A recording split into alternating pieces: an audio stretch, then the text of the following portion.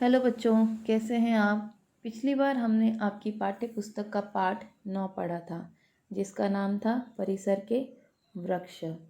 प्रस्तुत पाठ में वृक्षों के महत्व को दर्शाया गया था। आदिकाल में ही मानव ने वृक्षों के महत्व को जान लिया था।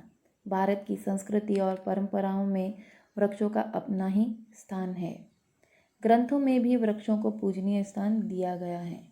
हमारे आसपास जितने भी वृक्ष हैं वे किसी न किसी प्रकार हमारे लिए लाभदायक हैं। बस उनके गुणों को जानने की आवश्यकता है। आज हम आपकी पाठ्य पुस्तक का पद्य पढ़ने जा रहे हैं, जिसका नाम है कृष्ण भक्ति। प्रस्तुत पद सूरदास और मीराबाई द्वारा रचित है। दोनों ही भगवान कृष्ण की भक्ति में लीन थे। तो सूरदास जी और मीराबाई दोनों ही कृष्ण जी की भक्ति करते थे, उन्हीं की भक्ति में लीन रहते थे। दोनों ही सगुण भक्ति के मार्ग पर चलकर विख्यात हुए। सूरदास जी ने कृष्ण की बाल लीलाओं को बड़े ही सुंदर ढंग से पिरोया है। तो सूरदास जी ने कृष्ण की जो बाल लीलाएं हैं उनके बारे में बहुत ही सुंदर ढंग से बताने का प्रयास किया है और साथ ही उनकी अपार भक्ति का गुणगान किया है। मीराबाई ने तो प्रभु की भक्ति के वश में होकर अपना सब कुछ त्याग दिया था। तो मीराबाई कृष्ण जी की इतनी बड़ी भक्त थी कि उन्होंने अपना सब कुछ त्याग दिया था। चलिए जानते हैं पहला पद। सूरदास जी। मैया मोरी मैं नाही माखन खायो, भोर भयो गैयन के पाछे, मधुबन मोही पठायो। चार पहर बंसीबट भटक्यो, सांझ परे घर आयो। मैं बालक बहियन को छोटो, छीको के ही विधि पायो।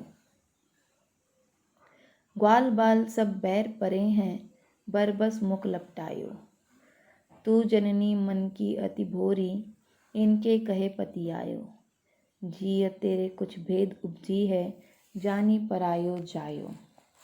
यह ले अपनी लकुटी कमरिया, बहुत ही नाच नचायो। सूरदास तब विहसी जसोदा, ले उर कंठ लगायो। चलिए अब जानते हैं इसका अर्थ। मैया मोरी मैं नाही माखन खायो। कृष्ण जी अपनी मैया को कह रहे हैं कि मैया मैंने मक्खन नहीं खाया है। भोर भयो गैयन के पाछे, मधुबन मोही पठायो। तो सुबह होते ही आप मुझे गायों के पीछे भेज देती हो। चार पहर बंसीबट भटक्यो, सांझ परे घर आयो। चारों पहर मैं भटकता रहता हूँ और शाम को ही घर आता हूँ। पहर, चार पहर होते हैं दिन में और रात में चार पहर होते हैं। पहला दिन में चार पहर होते हैं। पहला पहर पूर्वाह्न जो 6 से 9 तक होता है, मध्याह्न 9 से 12, अपराह्न 12 से 3, सायंकाल 3 से 6 और रात के चार पहर होते हैं। पहला प्रदोष 6 से 9, निशित 9 से 12, त्रियामा 12 से 3, उषा 3 से 6। तो अब कृष्ण जी अपनी माँ को कह रहे हैं कि मैं सुबह जाता हूँ और दिन खत्म होने के बाद यानी शाम को वापस आता हूँ। मैं बालक बहियन को छोटो, छीको के ही विधि पायो। मैं छोटा बालक हूँ, मेरी बाहें छोटी हैं, मैं छीके तक कैसे पहुँच सकता हूँ। ग्वाल बाल सब बैर परे हैं, बरबस मुख लपटायो। तो अब कृष्ण जी कह रहे हैं ये सब जो मेरे सखा हैं मुझसे बैर रखते हैं, ईर्ष्या रखते हैं, इन्होंने मक्खन ज़बरदस्ती मेरे मुख में लगा दिया है। तू जननी मन की अति भोरी, इनके कहे पति आयो। अब कृष्ण जी देख रहे हैं कि माँ बातों में आ गई है सबके, तो अब माँ को और मनाने की कोशिश कर रहे हैं। कह रहे हैं, माँ तू मन की बड़ी भोली है, इनकी बातों में आ गई। जी ये तेरे कुछ भेद उपजी है, जानी परायो जायो। तो अब देख रहे हैं कृष्ण जी माँ नहीं मान रही है, तो अब ऐसी बात कह देते हैं जिससे माँ शायद उन बातों को भूल जाए, मक्खन की बात को भूल जाए। तो अब कह रहे हैं कृष्ण जी, तेरे दिल में ज़रूर कोई भेद है जो मुझे पराया समझकर मुझ पर संदेह कर रही हो। ये ले अपनी लाठी और कंबल, यह ले अपनी लकुटी कमरिया, बहुत ही नाच नचायो। तो ये ले अपनी लाठी और कंबल ले ले, तूने मुझे बहुत नाच नचा लिया है। सूरदास जी तब विहंसी जसोदा ले उर कंठ लगायो। तो सूरदास जी कहते हैं कि प्रभु ने अपनी बातों से माता के मन को मोहित कर लिया। तो कृष्ण जी कई बातें कह कह कर अपनी माता को मना लेते हैं और माता यशोदा ने उन्हें मुस्कुराकर अपने कंठ से यानी गले से लगा लिया।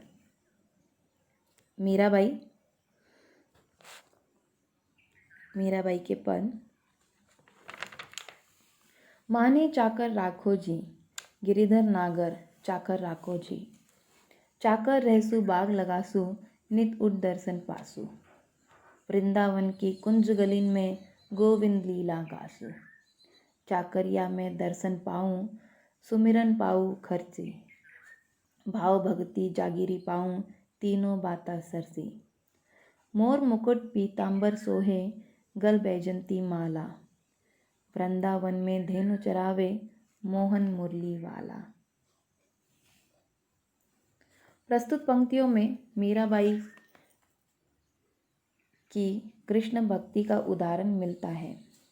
वे कृष्ण की भक्ति में इस प्रकार लीन है कि उनके दर्शन पाने के लिए वे नौकर बनने के लिए भी तैयार हैं। चाकर मतलब नौकर। इसी वजह से वे इन पंक्तियों में श्री कृष्ण से खुद को अपना नौकर रखने की विनती कर रही है और कहती हैं, माने चाकर राखो जी। श्री कृष्ण से विनती करते हुए कह रही कि मुझे अपना चाकर बनाकर यानी नौकर बनाकर रख लो। गिरधर नागर चाको राखो जी, गिरधर नागर, हे कृष्ण जी मुझे अपना नौकर बनाकर रख लो। चाकर रहसु बाग लगासु, नित उठ दर्शन पासु। तो जब मैं चाकर बनकर रहूँगी तो सुबह सुबह बागबानी करूँगी यानी बाग लगाऊंगी, तो इसी बहाने उन्हें कृष्ण के दर्शन हो जाएंगे। वृंदावन की कुंज गलीन में गोविंद लीला गासु। तो वृंदावन की जो तंग गलियां हैं वहाँ पर जाकर मैं आपकी लीला गाऊंगी और घूमूंगी, यानी उधर लीला गाते हुए फेरी लगाऊंगी।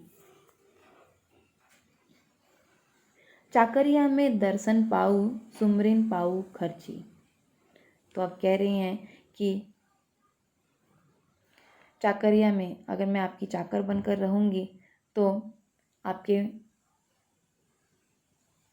दर्शन मिल पाएंगे, आपका स्मरण कर पाऊंगी और भाव भक्ति रूपी जागीर जो है, ये जो तीनों चीज़ें हैं, मेरी बातें हैं, वो पूरी हो पाएगी। इस नौकरी में उन्हें वो सब मिलेगा, यानी वो नौकर बनकर क्यों रहना चाह रही है कि उन्हें वो सब मिलेगा जिसकी चाहत उन्हें जन्मों से थी। वे श्री कृष्ण के दर्शन एवं स्मरण और भाव भक्ति की ऐसी जागीर उन्हें मिलेगी जो सदा उनके पास ही रहेगी। मोर मुकुट पीतांबर सोहे, गल बैजंती माला। वृंदावन में धेनु चरावे, मोहन मुरली वाला। तो अब आगे मीराबाई श्री कृष्ण के रूप सौंदर्य का बड़ा ही मोहक वर्णन करती हैं और कहती हैं, हे श्री कृष्ण जी, जब आप पीले वस्त्र पहनकर मोर मुकुट धारण किए हुए, गले में बैजंती माला पहने और हाथों में बांसुरी लेकर वृंदावन में चराते हैं तो गाय चराते हैं तो उनका जो रूप है, जो आपका रूप है, वो मन मोह लेता है, मन मोह लेने वाला होता है। धन्यवाद। यह मीराबाई के पद महाने चाकर राखो जी, गिरधर नागर चाकर राखो जी। चाकर रहसु बाग लगासु, नित उठ दर्शन पासु। वृंदावन की कुंज गलिन में गोविंद लीला गासु। चाकरिया में दर्शन पाऊँ, सुमरिन पाऊँ खर्ची। भाव भक्ति जागिरी पाऊँ, तीनों बाता सरसी। मोर मुकुट पीतांबर सोहे, गल बैजंती माला। वृंदावन में धेनु चरावे, मोहन मुरली वाला। चलिए जानते हैं इसका अर्थ। प्रस्तुत पंक्तियों में मीराबाई की कृष्ण भक्ति का उदाहरण मिलता है। वे कृष्ण की भक्ति में इस प्रकार लीन हैं कि उनके दर्शन पाने के लिए वे नौकर बनने के लिए भी तैयार हैं। इसी वजह से वे इन पंक्तियों में श्री कृष्ण से खुद को अपना नौकर रखने की विनती कर रही हैं। वे कहती हैं, माने चाकर राखो जी, यानी मुझे अपना चाकर बनाकर यानी नौकर बनाकर रख लो। गिरधर नागर चाकर राखो जी, हे गिरधर, हे नागर, यानी हे श्री कृष्ण, मुझे अपना चाकर बनाकर रख लो। चाकर रहसु बाग लगासु, नित उठ दर्शन पासु। तो वे कहती हैं कि चाकर रहकर मैं सुबह सुबह बाग लगाऊंगी और इस बहाने वे कृष्ण जी की दर्शन पा सकेंगे।